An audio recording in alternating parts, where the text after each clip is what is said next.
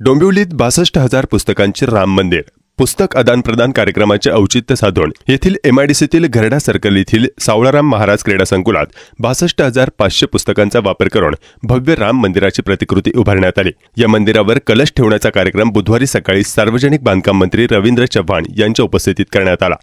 पै फ्रेंड्स लायब्ररीतर्फे 19 ते 28 जानेवारी या कालावधीत सावळाराम महाराज क्रीडा संकुलामध्ये पुस्तक आदान प्रदान कार्यक्रमाचे आयोजन केले आहे। 22 जानेवारी रोजी अयोध्येत प्रभू रामचंद्रांच्या मंदिराची प्राणप्रतिष्ठा होत आहे। या निमित्ताने पुस्तक आदान प्रदान कार्यक्रमात आयोजकांनी राम मंदिराची पुस्तकांची प्रतिकृती उभारण्याचा निर्णय घेतला। गेल्या महिन्यापासून पुस्तकांच्या राम मंदिराची प्रतिकृती उभारणीला प्रारंभ करण्यात आला होता।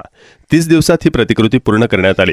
40 फूट लांब आणि 80 फूट रुंदीची राम मंदिराची प्रतिकृती 50 फूट इतकी उंच आहे।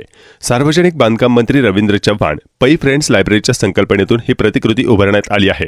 कला दिग्दर्शक सिद्धार्थ बागवे यांनी ही कलाकृती उभारली आहे।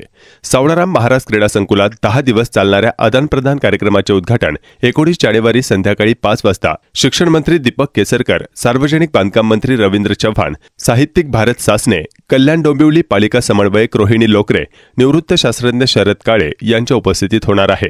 20 जानेवारी रोजी वित्त मंत्रालयातील सल्लागार परेश पाठक सैनिक हो तुमच्यासाठी हा कार्यक्रम सादर करणार आहेत।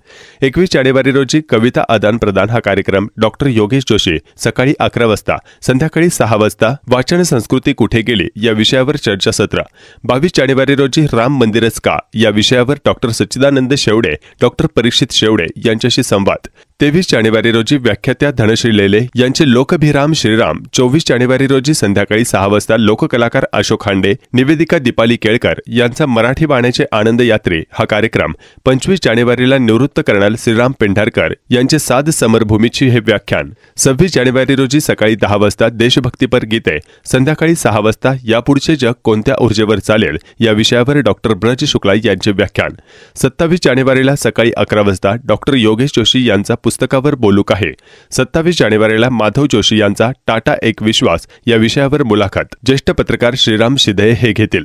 28 रोजी कल्याण डोंबिवली पालिका आयुक्त डॉक्टर इंदुराणी जाखड यांच्या हस्ते आदान प्रदान सोहळ्याचा समारोप होणार आहे।